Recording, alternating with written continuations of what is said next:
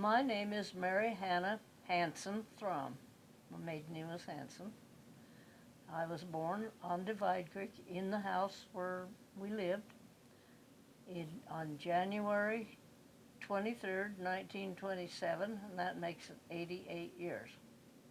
Well, my grandfather Hanson lived homesteaded on Divide Creek in 1905, and he had three sons, and my dad being the youngest one. But my grandmother passed away at the age of 62, I think, and so then Grandpa lived alone, but he always had somebody come and help him. Uh, he called it the girl that came and cooked for him and took care of the house. And he was a great old guy. Of course, he was from the old school, so he thought boys were more important than girls to some extent. But he loved me, and he was a good guy. But then my grandmother on my other side, of course, lived in this house. My grandfather died in an accident in March, and she bought the place in 1942 in the summer, and I moved in with her to go to high school. The Hines family came in 1847 or 9, and they had friends in upstate New York who were already established there, and so they came over on a boat. I can't imagine getting rid of everything you have but what you can put in one trunk on a boat and bringing it over here. But they did, and they were able to buy some land in New York and in DeRuyter. They moved to DeRuyter from Cortland, and that's where the family grave is and all that on that side. And that was my grandmother that lived. Her maiden name was Hines. But we go back also to the Hales on the other side of her mother's, which makes us relatives of Nathan Hale. So we get down that far on that side. And then my grandmother, the Bushers came over, and that was my grandma's maiden name was Busher. So they came also and lived in that same area and met and lived there in DeRuyter. My sister knows more about that than I do but anyway, the Hines that came brought with them this silver tea set that's out there in my china closet right now. I don't know, maybe you can get a picture of that later.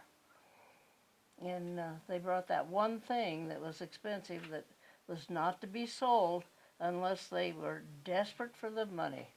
And that's why they brought that. Well, they didn't have to sell it, so it's still here in my china closet. Where did they come from?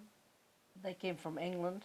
Okay. When I knew my grandfather Busher, he lived in Grand Junction and had a small farm, and he raised a lot of veggies and sold them, and strawberries, and sold them to the place in town. And then before that, he also, meanwhile he was in Grand Junction, he raised a lot of pinto beans and was a farmer, and he was always a farmer. But when he was in New York, also when he first came to Grand Junction, they had a dairy, and it was the forerunner of the Climbers Dairy. And I have a picture of him with his wagon with the horses delivering milk, and so then he sold that, came to Divide Creek and Silt, and that's when my mother and dad met, and they were married. Mother was 19 and Dad was 24. They'd known each other for a couple of months, and everybody said it wouldn't last, but they were married for their entire lives. So my mother and Dad met. I don't know exactly when or how. Grandma and Grandpa Busher were living in Silt, and Mother, of course, Grandpa was out on the ranch where Dad was, and I don't think I know. I'd have to ask Joe. He probably remembers how they met, but they were married quite young. I forgot to mention, though, that the Hanson family came to this country from Norway, so they were Norwegian on that side. They settled in Wisconsin close to La Crosse, Wisconsin, and out in that area. And I've never been there, but my mother and dad went there and visited with them. So I lost track of a lot of those. We do have one of those relatives that lives over Durango now, on that side of the family.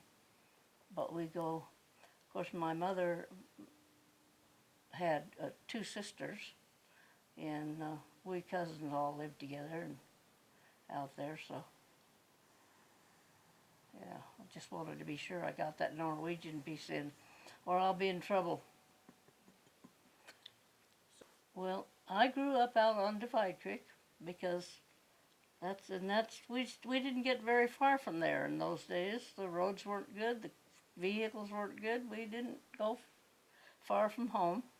So I went 8 years of school at the Fairview School, and it was 2 teachers and 8 grades, and had a good life out there, growing up and working, and and living in a house with 2 bedrooms and 5 children, and and an outhouse, but and no heat, of course, except when you built the fire.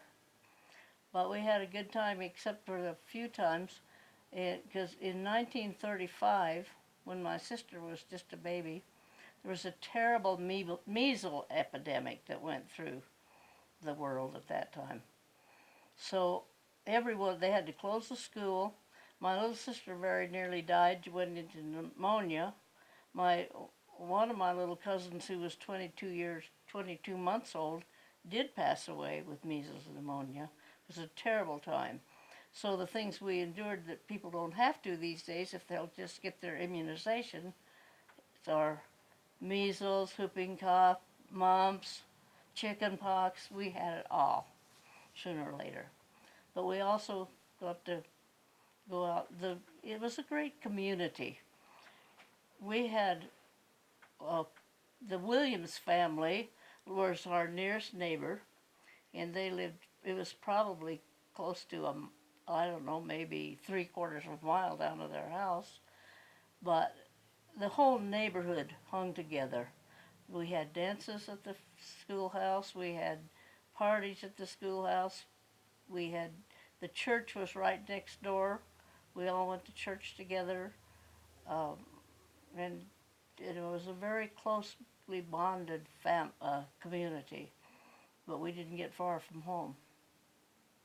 Did you come to town often? Some. We had kids to come to town for things like, on Saturday, the folks would probably come to town with the eggs and cream and take it to sell for the cash, because cash wasn't something we ever had much of. We had not very much money. Didn't need money like you do now, because you didn't have to pay every time you went somewhere. Sometimes you could buy ice cream for a nickel if you could find a nickel. Sometimes we did. But that's when we came to town.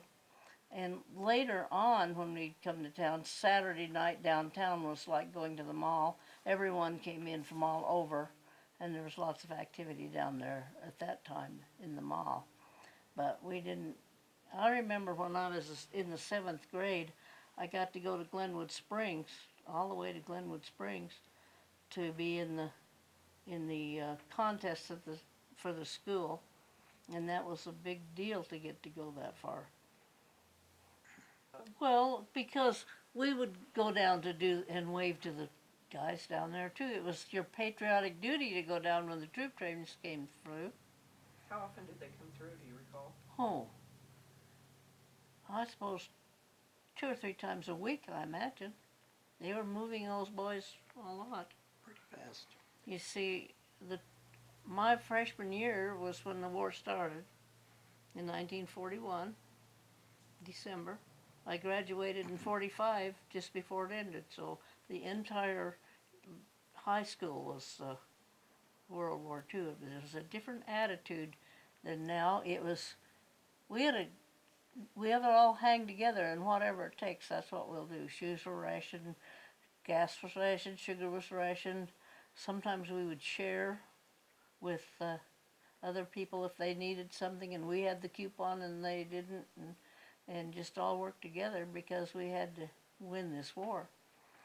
And so, well, I remember they had a sign around it. It was various places. Is this trip really necessary? And we had one on the restroom in the school, over the girls' restroom. We had one of those. Is this trip really necessary? Was what. So what other remembrances do you have of that time slot through your childhood with regards to either war days or how the war affected your families? Well, it affected all of us because my brother went to the Navy and was in the South Pacific, and we would hear from him only very seldom. It wasn't like now that you have the war on your television in the living room. We would hear from him, and then it was a lot of it was censored, but we'd get little email things that were pictures of him. I have one upstairs that he sent to me and my sister. And then, of course, as soon as the boys got 17, they went off to the war anyway. So we had mostly girls that graduated from in my class because the boys were off in the service doing their thing. But yeah, we had a lot of teachers that were during that time that would come and go because they had a teacher shortage, and so we'd get older guys to come and teach, and sometimes women. That's when Mrs. Rushball went back to teaching because they needed her teacher so badly. So, and of course the girls were never taken anywhere on the trips for the athletic stuff because they couldn't have the gas to do that much. We didn't even go very far with the boys. So it affected us a lot, but it was a patriotic time, so we didn't feel that we were just doing our patriotic thing. You didn't know at that point when the war was going to be over. Had no clue when it was going to be over. My brother his name was George Hanson, and he was in the service. He was in the South Pacific on a landing craft infantry, LCI. It was a small ship that went in when they were going into the islands over there with the boys, and it was take them in and land them. And at the same time, my husband was in the South Pacific. He wasn't my husband then. They didn't know each other. This was before those days. He was on the West Virginia, so they had some stories to share later on. But then my other two brothers, neither were able to go because they couldn't pass the physical. But George went over, and then he came home, and unfortunately was killed on the ranch on an accident there. So after going all through the war, we lost him when he was 29 years old. And of course, one of the sad things then is Max Hall, who was our neighbor right down the road, did not come home from the CBI, China, Burma, India, Theater of War, and they called it CBI. And so he didn't come home, and we lost several other people that I knew, but he was the most traumatic because he was our neighbor boy. So, but I don't know, it was a tough time. Between the two of you, you had how many siblings?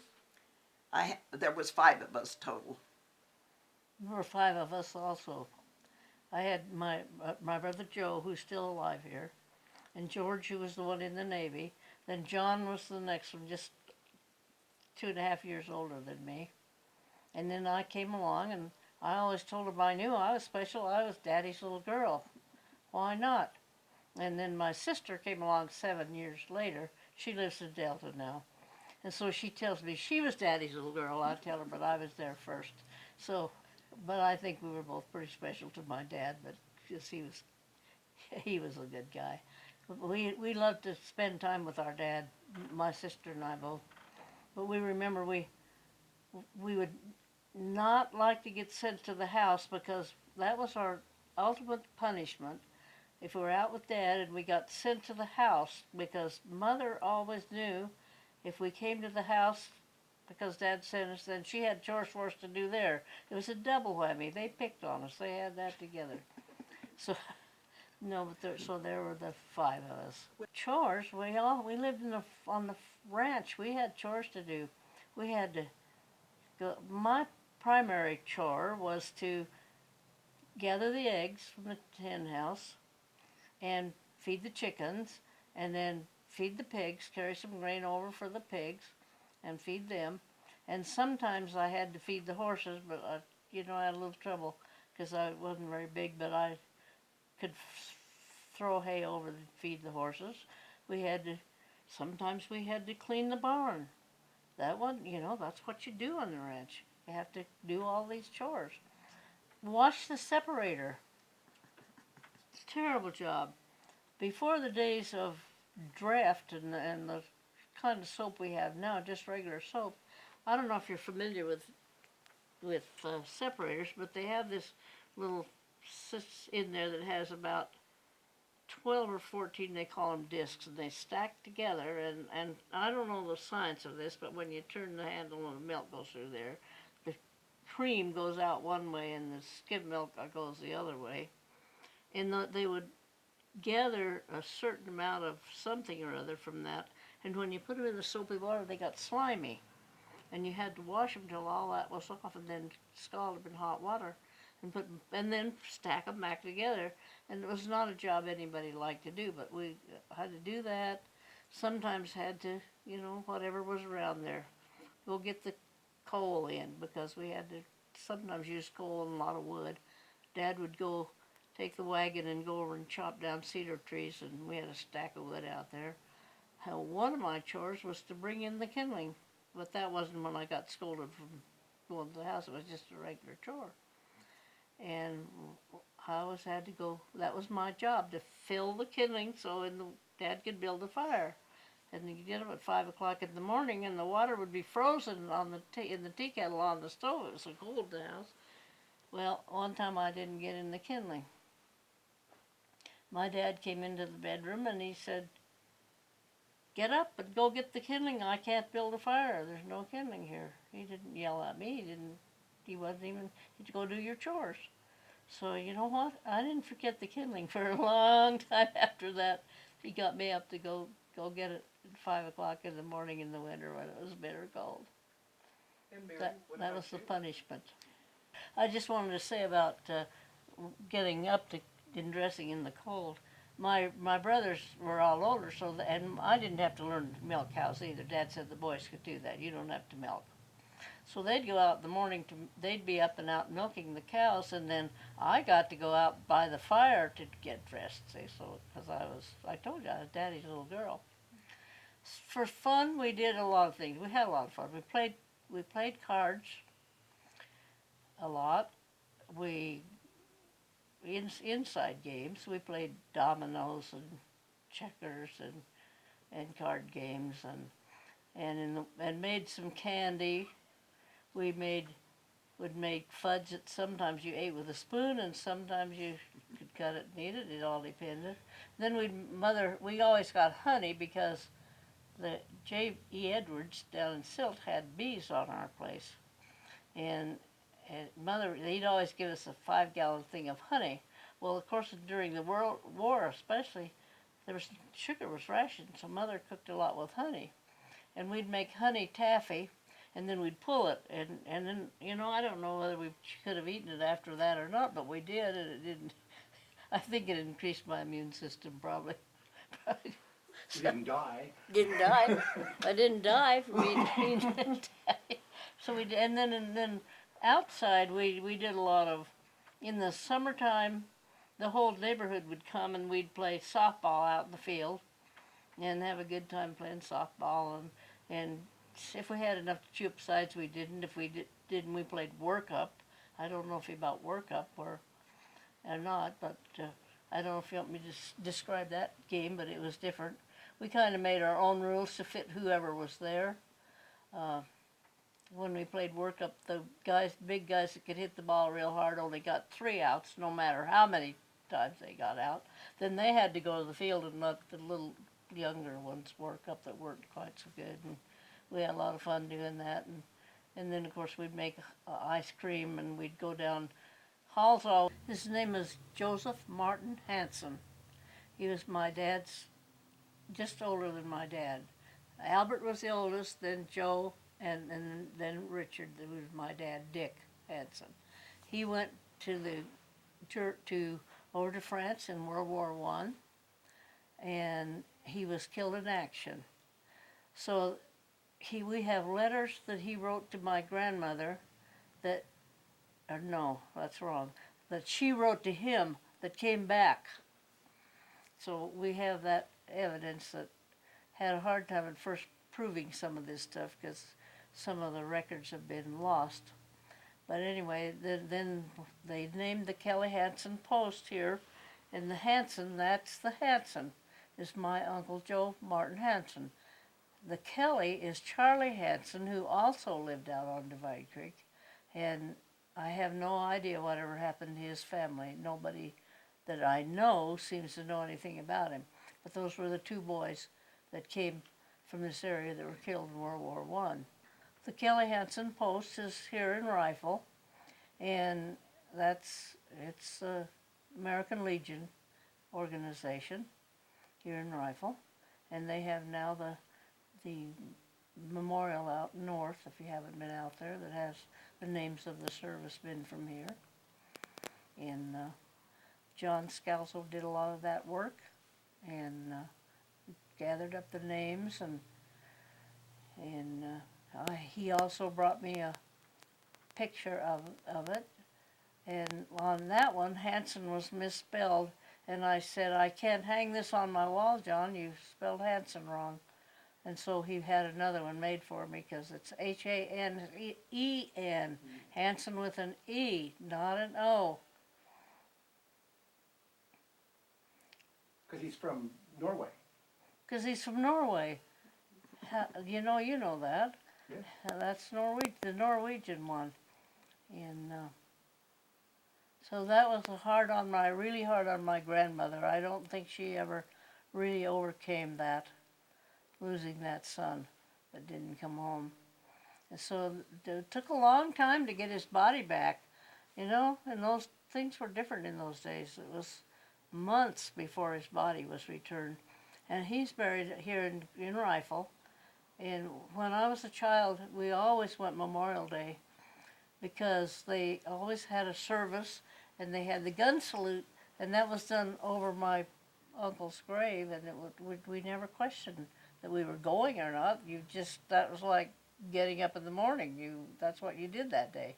So we knew and it was very important to my grandfather that we be there, and that happened, and so that's where his grave is, along with my grandparents and my other uncle and my brother and my husband and my grandson are all buried here in Rifle.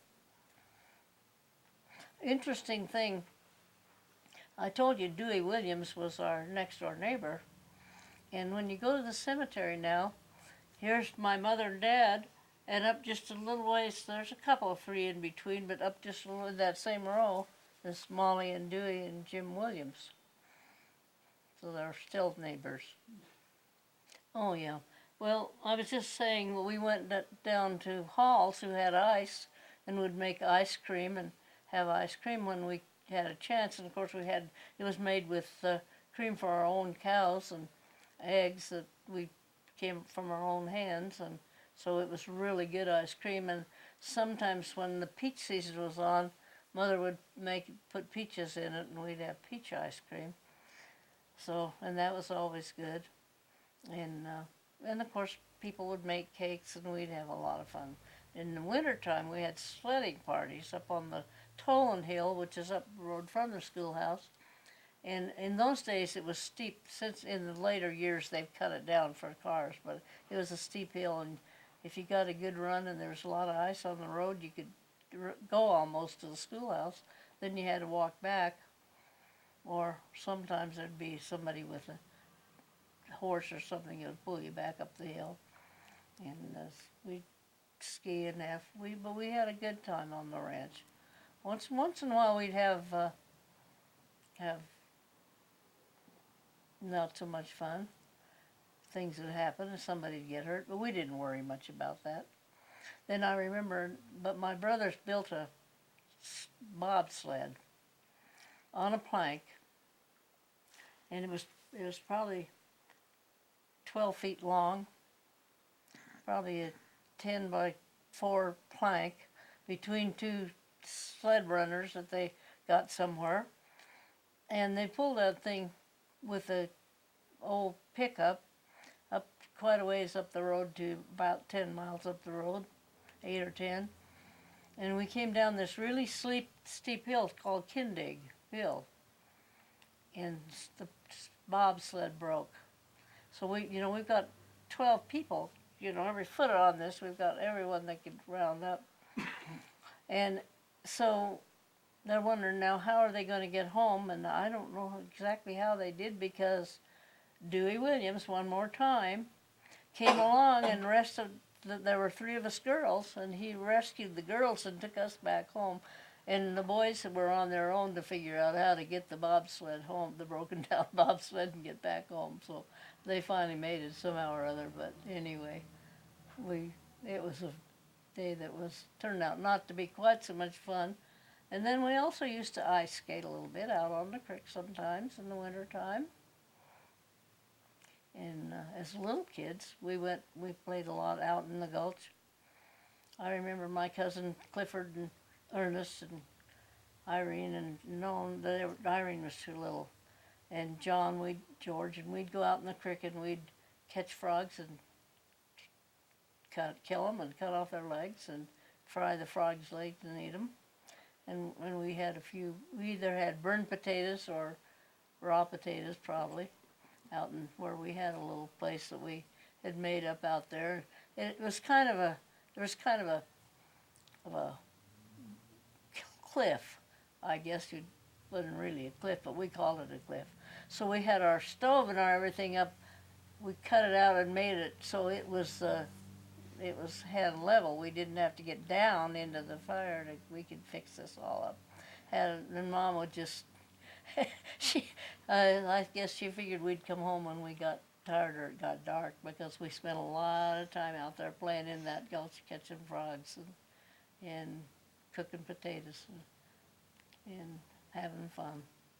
And Mary, One of the jobs I had when I was in high school was at the Owl Cafe, which was down on Railroad Avenue, and it was washing dishes in the back room, and that's when I decided I don't want to be a waitress, don't want any part of this. I don't know what I made, probably 15 or 20 cents an hour.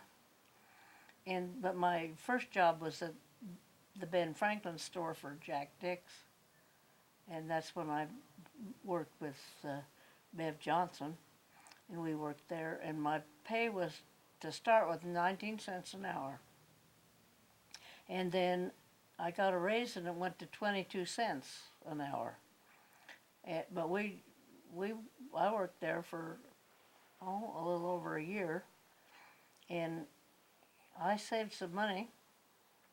I had $125 in the bank, and Charlie had a paycheck for a month, which was, I don't know, $150 or something for the month. When we got married, that's all we had. So that was our first job. and how old were you then? I was 20 when we got married. I worked in the field with the guys, right along with them. I ran the sulky rake for hours on end, and then I ran everything we had. We did our work with horses. There were no tractors on our ranch. Explain And salt. when it came time for the hired people to get paid, and he said to me, "What do I owe you?" And I said, "Well, I worked out there with Hallie DeWitt every day that he did, whatever you paid him." And my grandfather said, "Okay," and he wrote me a check for $20, $22, $1 a day. course, we did it all by hand, with horses, I mean. And so there, first you went in with the mowing machine that had a long sickle bar that was about, I suppose, 10 feet long, they probably were. Then it had these little sharp sickles in there that would go back and forth and cut the hay off. If you had a gear and could do it, so sometimes I would do one of them. We often had two, one would follow the other, and we'd cut the hay down, and then let it cure for a couple of days. And then you went in with the sulky rake, which was my primary job. And it was a wide rake, and every time you'd make a windrow, you had to trip it with your right leg. There's this little trip down there. But the horses knew what to do, and they'd just go around on it for you. You know, horses are smart. They know what's going on. And so I spent many hours out there tripping. The next step was to get the buck rake, which was run by two horses, had crazy wheels in the back, and the tines out front were wooden. And then you would pick that hay up and run it onto the stacker, and then back the horses off, and that pile of hay would be on there. And then it was an overshot stacker that was pulled up with a cable, and it went up, and dumped the hay on the haystack, and you'd have a guy up there that could stack that. And if he stacked it well, and you had a good man or two on the stack, they could lay that hay so it shed water. In the wintertime, we didn't put any covers over it. You could go out there and take that first cover off, it'd be kind of brown. Dad opened a new stack, and that hay would be just as green and nice as the day we put it in. But it was this process. So you see, it took a minimum of 3 people to stack. You had one up on the stack, one to run the stacker team, and another one to run the buck rake. But often we had 2 buck rakes going. And one of the kids would make a game out of anything. I was out there on one buck rake, and Hallie DeWitt was on the other one, and we'd have races to see who could bring in the most hay. Keep track in our minds, I got more than you did today, ha ha ha. But sometimes we'd have to one would take the short haul, and one would go out farther to get it farther. So, we just had a good time out there. Like, as I say, kids will make a game out of anything. We had 2 cuttings. The first one we always hoped would be finished by the 4th of July. Now, my dad and grandfather, by the time I was out there working the field, Dad had his 160 acres, and Granddad has his 160 acres, so they worked together, and we'd try to get it all done by the 4th of July. And then there was another cutting that came on a little later. And then you'd pretty soon start with the grain, and then they would come in and cut the grain and put it in shocks. And then later in the fall, Mr. Fuller would come with his threshing machine from place to place, because he only had one of those machines, and thresh that out. And then we'd put the grain in. Some would be sacked to sell, and some would be put in the granary to feed the animals. We always fed our chickens wheat, but the horses got oats. Well, Dad would bring a load of wheat in a wagon. It wasn't sacked or anything. It was in a wagon with a box on it, a lumber wagon thing, with horses. And he'd bring a load of wheat to town and take it to the mill, and then he would trade it for flour. And that's how he got flour to bake with. The other day I was out in my kitchen making pie or something, and I had the scraper scraping off my board and putting it in the sink, and I thought, Mother would not like this. She would scrape that off and put it in a sifter and sift that flour and take those bits, and then she'd use that flour to thicken the gravy. She didn't waste anything because flour was hard to come by. You talk about having a mill in town. Do you remember anything about the mill? Yes, it was right down on 2nd Street, down where they took it all out when they put in the new stuff down there with the library and all that. And that's where the mill was. Any idea for how long that was there in use? Gosh, I don't know. It was there when I was a kid, and it was there till they tore it down when they put that in just a few years back. So it wasn't working as a mill, of course, for a long time. because it was used for storage, I know. East Avenue had it rented, and when they had their store on the corner down there of 2nd Street and whatever that street would be, White River. And then they used it for storage, but it worked as a mill for a long time, and it was the closest one. I don't remember him taking it anywhere else. But he sold a lot of grain for various places. And then he also raised a lot of potatoes. They raised a lot of potatoes out in that country. That was another thing I didn't like, was picking potatoes. Dad had this machine that was all, of course, horse pulled, and it would dig the potatoes up, and then it kind of shook the dirt out, and then all these potatoes would be on top of the ground. And then we kids have to go out there and pick potatoes. And so you put all you could lift in this bucket that was a kind of a wire bucket, and then dump them into a big bag, and then Dad would come along later and pick up the big bag of potatoes and take it himself. I did not like picking potatoes. I didn't mind running the sulky rake and all that stuff, but I didn't like that potato picking job at all. We also had a big orchard on our place, and so we had lots of apples. Not anything like the Evans family had. We didn't have that kind. But we did have an orchard and lots of apples.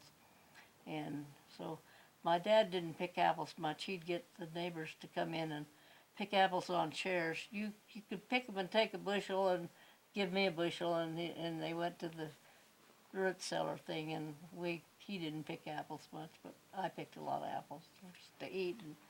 And then the magpies would get down in there, so I learned to shoot the .22 when I was pretty young. And we had a single shot lever action .22 that all Dad would ever let us have. But he said he'd buy all the .22 shorts that we could use to go down there and kill magpies. Well, now you know you can't kill magpies. They're protected. I don't know why. Maybe because I killed too many of them off. I was a dead shot with the .22 shooting magpies. We sold cream, but we didn't sell milk. And that was just for our own use. The cows were primarily for our own use and to make the cash money, because we could sell that and run it through the separator that I had to wash and get the butter fat out. Of course, there was one at Dry Hollow and one at, I don't remember going to a dance at Mam Creek. They didn't have, their schoolhouse was very small. A lot of them at Fairview, because we had the big school that had 2 rooms, you know. We could open it up and they'd have a lot of dances there. And we had, the music consisted of the Gustafson kids, a family that was very musical. And there was, Albert played the guitar, and Snoozer played anything that made music, but primarily the piano and the saxophone. And little brother played the banjo, and they went all over playing music. And they were, if you could get the Gus kids to come and play, you're going first class. So all of them are gone now except for Albert, and I talk to him occasionally. He lost his wife and lives down in Albuquerque, but he sent me a picture of them when they were all dressed up, because somebody took those kids up under their wing, and he told me about it, and took them to various places around to play because they were so good. But they were fun to dance. We had a lot of dances with them, and had box socials, and sometimes they were money raisers for something, probably to play the band. And it was, people would decorate them all up pretty, and at midnight the music stopped, and they'd have an auction, and you'd hope somebody you liked bought your box so you could eat supper with them. Yeah, Arvilla Dunn would sometimes play the piano when we didn't have the Gus kids to play. And Willie Reese would play with them. He was the old timer out on Divide Creek. Sometimes Molly Williams joined them with her mandolin. Those were the musicians of the neighborhood. My friends. As a little child, my friend was mostly Pat Maxfield. They lived down the road a couple miles. And her mother and my mother went to did the Sunday school thing together, and they did various meetings, and we were always there together, and so we started first grade together, and so Pat Maxfield and myself and Betty Flynn and Jim Fuller started first grade and went all the way through all 8th grades. There were other people that came and went, but we were the stable core that were there all the years. And Pat and I had a lot of fun doing things. We made paper dolls. I can't believe we did that, but you could buy paper dolls, and you had to cut them out. You had the main doll that snapped out, and then you cut these out and put them around on the doll and pretended they were different. Sort of like kids do Barbie dolls now, but these were pretty crude, come to think about it. But we had fun doing paper dolls, and she played the piano a little bit, so we'd have her play for us. And she was just learning, and she loved to do that. And she married one of those boys from Camp Hale. We graduated from high school together. And she went back to Massachusetts, and I only saw her a couple of times after that. But we always kept in touch. We always sent Christmas cards, and when Pat passed away, along in February, I got a card from her daughter telling me that Pat, I knew something was funny. I didn't get a Christmas card. And her daughter had sent me this little note saying Mom passed away. So did your parents like your friends? did they like my friends? Yeah, they did. We all liked each other on Divide Creek. We were all just like one big family.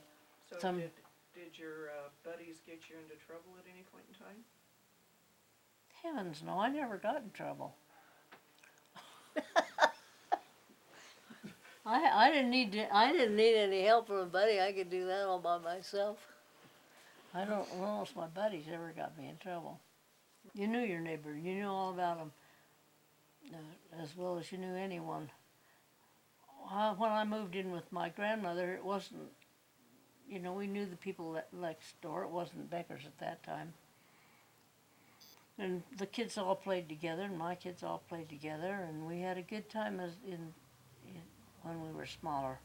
It was just, as you say, it was just a whole different attitude about things. We didn't worry. I don't remember ever being afraid to go outside after dark. Or what, even on the ranch, or when we walked downtown to the movie and didn't think anything of it. The youth theater that was down on 3rd Street when I lived here with my grandmother. And we walked everywhere because gas was 25 cents a gallon, but we didn't have a car or 25 cents most of the time. So away we went. But when I was in high school, I wanted to tell you, my brother gave me 50 cents a week. That was my spending money. That would take me downtown after school to get a Coke after school with the group. That was a nickel. That was 25 cents. That was half of it. Then I could go to the movie on Saturday and buy popcorn and have money left over. So then I could have an extra Coke or something if I wanted to. But that was my spending money, 50 cents a week. My brother gave me. You could get anything you wanted downtown. We had J.C. Penney's, Wilson's for clothes. We had hardware stores, 2 hardware stores, and all the restaurants you'd ever want right there in that block. Because there was Mac's Cafe and Adam's Cafe and the one across that was Morse Bakery place. And so we had, and one in the Midland Hotel, there was a restaurant in there, and one around the Owl Cafe around the corner. And, we had two pharmacies and a bank, production credit across for the farmers banking business, filling stations. You didn't need to go anywhere else. It was all right there in 2 blocks. Had everything you needed and then some. That's why on Saturday night when people came in, those 2 blocks were just like going to the mall. Sometimes there'd be some guy down on the corner playing music. sometimes there'd be somebody down there telling you, the world is going to end tomorrow. And his little story sounded like downtown New York City. And then there was a dance down, we had the theater down on the corner of West and Third, where the office building is now. And so we had two theaters and dance halls and, everything you needed. Because when I graduated in the 8th grade, of course, then I was ready to high school, knowing I wanted to go on to school. But, of course, if you went on to high school and you lived out in the country, you figured that out for yourself. So when I was a freshman, my mother rented a house in North Rifle and stayed until Christmas time, and that wasn't working out. So then I stayed with Fothergill's over on East Avenue in their basement in a little room that was just made private with a curtain, and across the curtain was Fay Jean Reimers, who lived out on Piance Creek, and we both stayed there and went to school. And my main meal was at the lunchroom at the old 4th Street School, because I didn't eat with Fothergill's, only by special invitation. And then on Friday night I'd go home, and then Mother and Dad would bring me back to school either Sunday night or Monday morning, and I stayed with them. And then I stayed here, but my high school days were kind of different because I came from in the country to this town school where all those kids had gone from the 1st to the 8th grade here were kind of a clannish group, and they weren't always real friendly to us. One of the boys later called us outlanders. So we had to make our way socially and economically through that, and not economically, that isn't the right word, but anyway, we had to make our way. And it was my freshman year was difficult. I'd come into a whole new different situation of changing classes and doing that, and people didn't like me much, but I was a good student. And I don't like to brag, but I was a good student. And I couldn't take more than 4 subjects the freshman year because they didn't know my scholastic record, and they finally let me later on. So then I got established better, and I still have some friends that I went to school with. Bill Moulton was always kind to me, even though some of the other people were not. But I graduated valedictorian in my class. And, I am proud of that. But I don't go around telling everybody every day that I did this. But, it's one of the things that I am most proud when I think about my own life and what I did. And so I didn't want that to not get told in this story, because then I did not go on to college. I could have. I had a scholarship and could have gone on, and I considered going to Gunnison, but with the change of teachers and all the stuff during this war, I was a little tired of all that, and so I opted to not go on to college. Sometimes I wish I had, and sometimes I think it's okay that I didn't. So, I did other things with my life. So that little piece I wanted to tell you. I graduated from high school June 1st, and in August the war was over. And I stayed on the ranch and worked a while. And then I came back to town and went to work for Jack Dix downtown at the Ben Franklin store. And there was this guy that was, no, I was still staying at the ranch when I met Charlie, because he was working at the locker plant down where the water plant is now. He was in his service time. He went in as a baker, but he learned to do butchering while he was in there. So the Zastro boys had the locker plant, and they were related to Charlie through marriages. and I won't try to explain that right now because it doesn't matter. And so he was there, and when we lived on the ranch, of course we didn't have a freezer, but we had a locker where we kept the frozen meat. So the last thing you did when you went home is go to the locker plant and pick up some meat for the next few days till the next person came in, because there wasn't a way to keep it well. So I went down to get my meat, and I had bought a piece of linoleum to take home to put down on the kitchen floor, and it was falling off of the car. And this guy came out and he helped me tie that on the car, and we visited a little bit. He was fresh out of the Navy and fresh over here doing his thing. And then when it came time for the Fireman's Ball, which was the big social event of the year in Rifle in those days, I mean, it wasn't just a dance, it was a ball. People went in their long dresses and their fancy clothes, and the guys went dressed up in maybe not tuxedos, but definitely white shirts and ties and jackets. And Charlie invited me to go to the Fireman's Ball, and that was our first date. So from there on, it went into,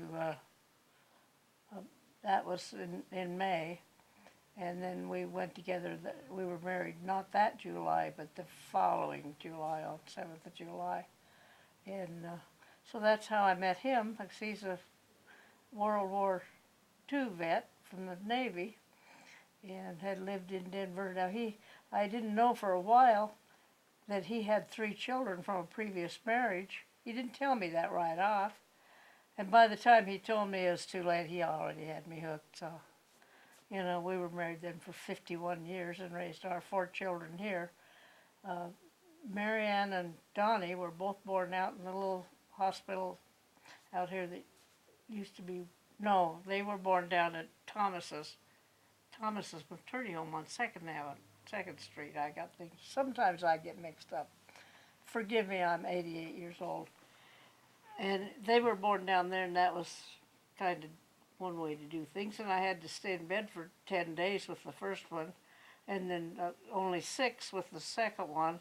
My 3rd child was born here in this house, and I got up to eat breakfast with the family.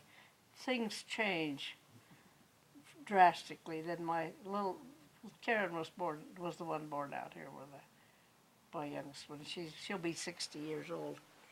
So when your kids get old enough to get the Parks Pass, you're getting old. And I said that to me, and my son said, "Mom, you're not getting, you've already got." I didn't think that was very nice of him, but my son and I have a good relationship because he tells me things and we laugh, and other people don't see the joke. He and I have a sense of humor that we both understand that sometimes gets us in trouble. He's a good kid, and all of my kids are special. They're doing very well. They all graduated from Rifle High School. They had to go clear across the street to school. It was tough on them, Esma Lewis was here. The 2 older ones started at 4th Street School, and then they came here in 1958 or 59 when Becky was in the 1st grade, and all went to school right here.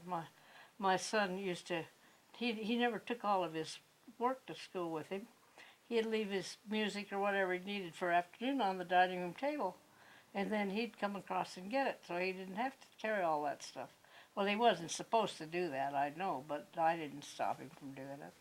So then when he went away to college, he had trouble getting his stuff together for all day. He'd never had to do that his whole life. But they were good kids, and we did a lot of things. My younger one was a cheerleader for a while, and Donnie played sports, and they were in the band. All of them were in the band sooner or later, and they did a lot of good things. We did a lot of scout work with them. The girls were in Brownie Scouts, and Marianne wasn't a scout. I don't know what she was doing. Then she worked after school when she was in high school. She took care of Coach Cooper's kids. His wife worked, and she went and worked for him and took care of the kids till Mom got home when she was in high school, and the other kids had to work. They loved to ski, so I said, "Well, I'll take you up to the ski hill, but I won't buy a ski pass. I'll pack your lunch." I never bought a ski ticket for them. They figured out a way to own their own money.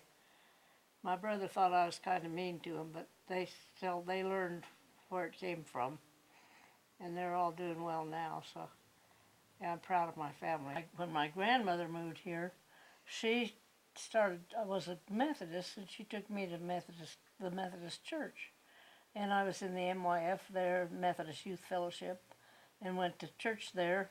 And I've spent a good share of my time and my energy in the department of the church and serving the Lord and trying to learn how to be a better person and helping people through that, and had some marvelous experiences. In 1976, I went to Washington, D.C. with a group of kids from our conference, which is Colorado, Utah, and part of Wyoming, juniors, seniors in high school, and we chartered a plane, flew to New York City, spent some time there, got to go to see Godspell not near at Carnegie Hall, but not at Carnegie Hall. What is it? Broadway play. And then we went on to Washington, D.C. by way of Pennsylvania, went to Philadelphia and got to put my hand on the bell that you can't do anymore. And then on down to Washington, D.C. and had a seminar down there a few days and got to go through the Smithsonian, spend all day going through the Smithsonian. Great experience. So I went back again with the group in '79. There weren't quite so many, but I got to do some really interesting and good things and learned a lot on those trips, probably more than the kids did. And so then I was youth director for a while. I was in Sunday school. I was active in all the local things at the Methodist Church. So that's where a good share of my life has been and energies have gone. My husband was on the fire department for 25 years, retired, and he was the chief for a while. But early on, when he was in the fire department, when the siren went off, he went to the phone and picked it up, and they told him where the fire was, and he'd take off, and a lot of times he'd be the first one there. And then and they were all volunteer. There were 25 of them, and there was a waiting list for people to get on. And now there's, I don't know how many that we have paid. Do you have any idea? I don't know, a whole bunch of paid firemen besides 4 different places, different units for them to go to, and there's a lot of them, but they do a great job. And Charlie was a fireman. He used to bake cinnamon rolls for them for their dinners, and because he was a baker, and he baked cinnamon rolls for them and everybody else around town. And so now I bake them once in a while, but I can't do as good a job as he does, because he made them. He was professional, and they look just like the kind you buy at the bakery. Mine aren't quite that pretty, but they're still pretty tasty. It's probably the highest order in that. And some of the other things that are in the china closet, I have some things that were my grandfather Hanson's. They're up in the trunk upstairs. Just little memento things like a knife and some of that kind of stuff. And lots and lots of pictures. A picture of his wife, and the frame there came from my grandfather Hanson's house. Not the picture, but the frame. And and then here's one. Right over there. There's most of these things that plants are in are just things, but there's a piece of Indian pottery there that was my great aunt's, and it's authentic Indian pottery. And so I tell my children, don't sell out at the yard sale for a dime, because that's worth more than a dime. And so that's one of my family heirlooms. A lot of this stuff in my house is just stuff, but it's my stuff. Going from 1,500 people to, what do we got, 9,000 now, has been a major change. The road in front of my house was just a little road to Meeker when we moved into this house. There was the sidewalk, and then 4 feet of grass, and then the street. And then they came along one day and said they were going to widen the street and take our grass away, and I didn't like that very much, but nothing I could do about it, so here we are. And people just, I found a lot of really good, friendly people out there, but you sometimes have to feel them out. I don't know my neighbors as well as I used to. Of course, this next door is an office. I know the people that work there. I bought the house next door and I rent it, so then I've got new renters. I don't know them very well. The Greens have lived there for a long time, but we've never been really close. They've been good neighbors. They haven't been, and if I needed anything, he'd be right up here, but we're not like then on down the way, pretty soon I lose track of what their name is. So I think that's one of the things that I've noticed. There isn't the sense of community that there used to be, that this is the people that live here. And certainly not like out on Divide Creek, where that group of people were very, very close. So I think that's one of the changes that I see. Well, what are some amenities that you can't imagine living without now? Burger King, Kentucky Fried Chicken, the new hospital with lots of new doctors and not having to go out of town to get your medical care taken care of.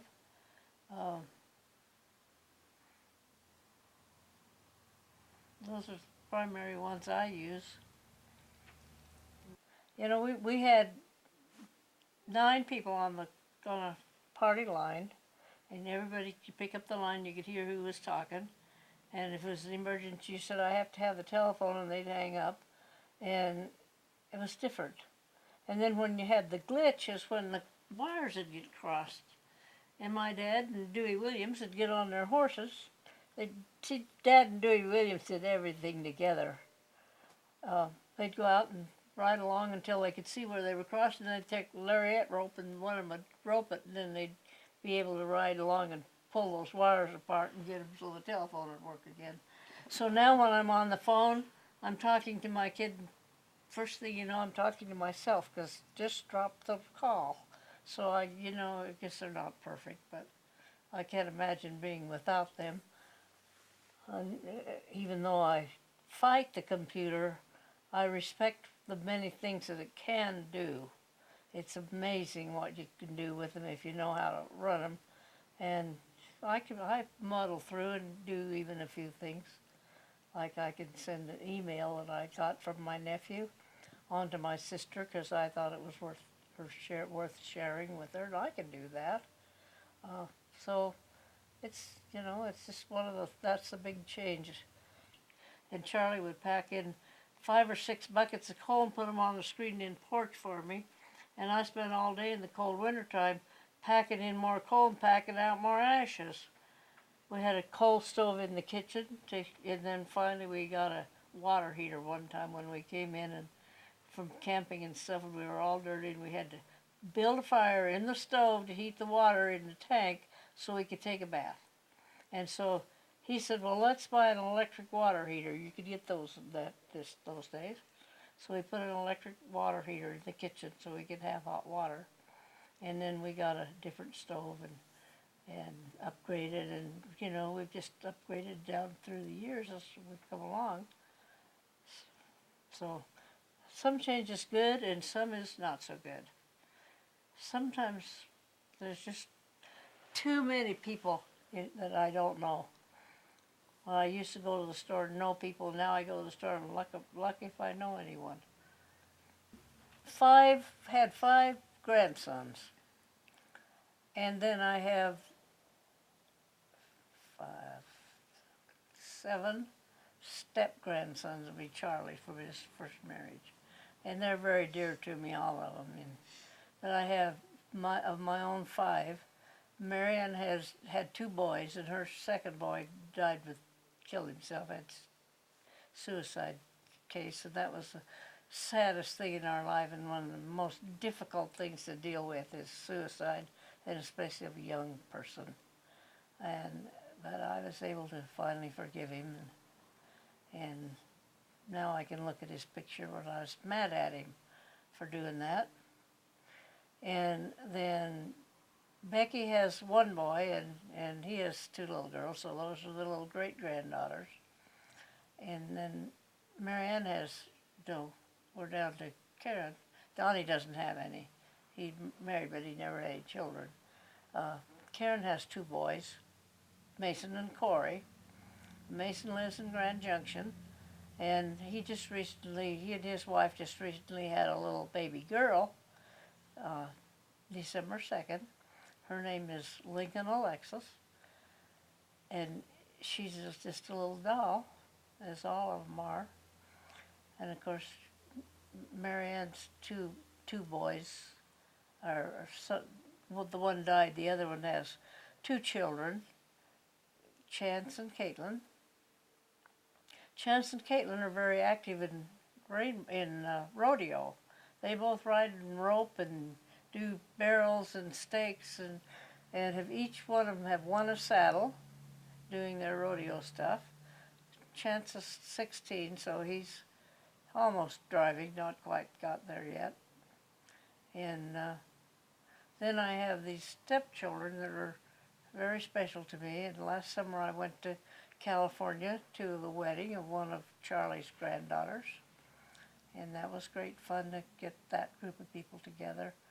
And so, yeah, they're grandchildren and great-grandchildren. And so then I have, let's see, one great of Charlie's.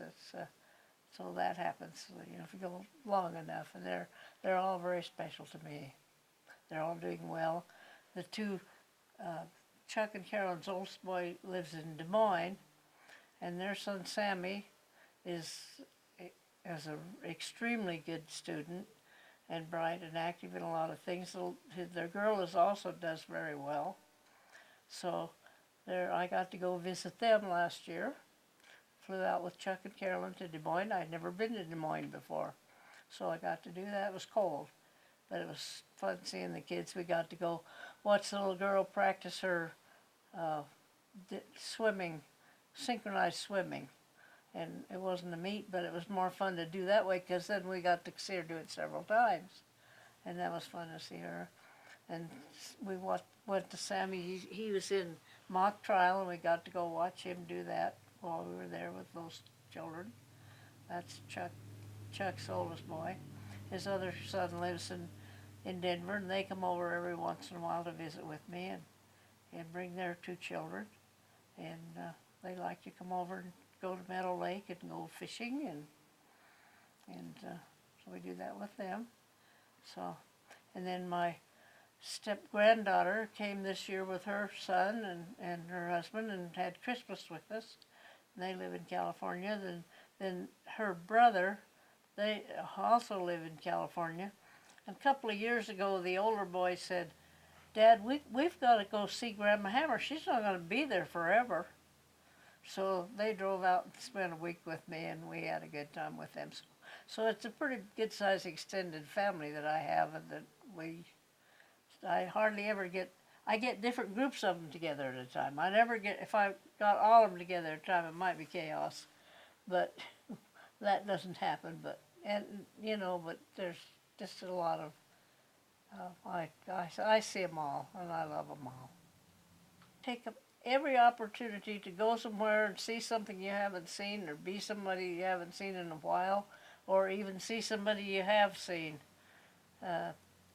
Just enjoy life, because at your own pace, though. At your own pace.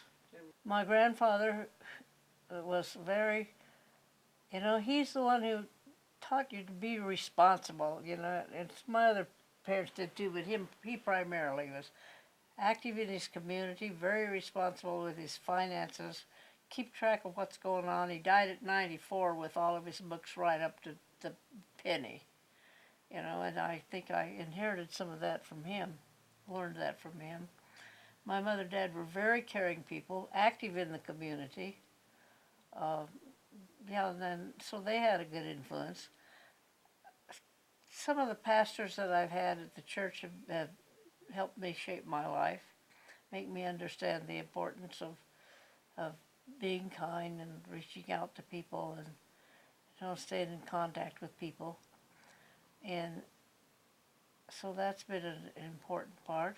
I had some teachers, some of the teachers in school that influenced me somewhat, some negatively and some positively. I remember Mrs. Ferguson, who was our teacher in high school, and Mrs. Leshbaugh.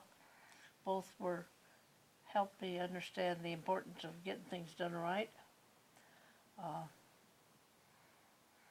Yeah, so I think that a lot of people, as you go along, have been helped and made you who you are. And then I find in later years, there are just an awful lot of kind people out there that return that kindness. It's worth the effort. Comes back. Anybody says, what are you remembered for? The first thing I say, I just hope I'm remembered. I was interesting and made enough influence on somebody else's life for good that they would at least remember me. And I hope that's happened, so that's what I would like.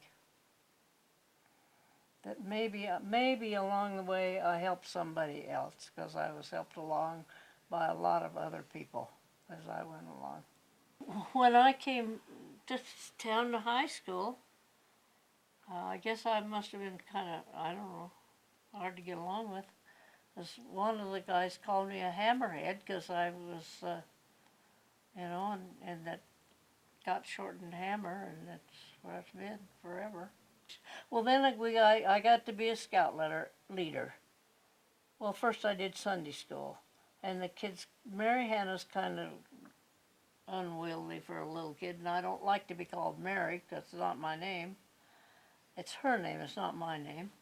And so they would call me Hammer, and then in Scouts everybody has a nickname. And my little nieces and nephews couldn't say Maryhannah, so I just became Ann Hammer, and it's just there, and now it's just who I am. It's okay. I answer to it. I'll use that, but I won't use Mary. See, you can call me, but don't call me late for supper. Call me anything but Mary or late for supper.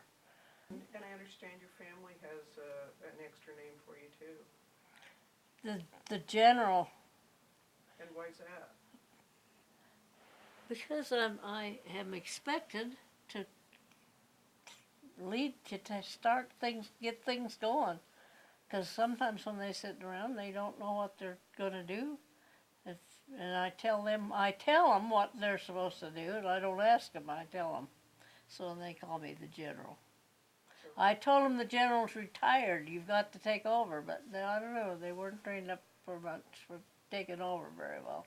I try to get out of that responsibility. You have to promote somebody. Well, You have to select I'm one. trying to, but they don't want to be promoted. You have to want to be promoted. My mother's grandparents, her name was Mary Jane, and that's where the Mary came from. And then my dad's favorite aunt was Hannah, so that was where the Hannah came from. And so the first 6 months of my life, my mother called me Mary, my dad called me Hannah. And so finally they said, their compromise was that they would put it together. And then I was carefully taught that I was not to have that separated. So when I was about 40 years old, you know, and everybody was going through this find yourself business and stuff, and I was trying to find myself along with everybody else. And so you're supposed to analyze things that you were doing just because. And I took a good look at that, and I said, well, do I want to become Mary, like people like to say? Do I want to become Hannah and please my dad? And I said, no, I think this is worth preserving. So from then on, I got even more obnoxious about not actually Mary. You know, it's not my name. Gosh. So So when they give you name tags at places, a lot of times I just put Hammer. It's easier to write. Hammerhead. Hammer. No, I just put Hammer. I don't know Hammerhead. Hammer is easier to write on a name tag. So that's the story of my name. Speaking of changes, and I alluded to it a little bit when my children were born, is what we do with the infants. You know, just mother gets right up now and just goes on about her business. And then now I have this new little great granddaughter that's in that picture right over there. And they're very protective of what she eats and what she doesn't. And mine just, you know, you kind of Ate off the table. ate off of the table. And it's such a different way of doing the babies. And all of the equipment they have to have, my goodness. You know, everything I had is illegal now. I raised all this, I don't know how they survived. And when I observed,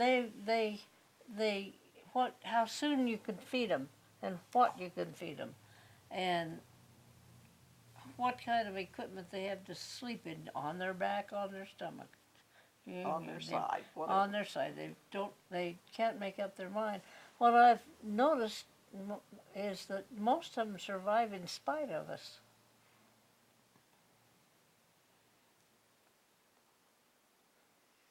Most of them.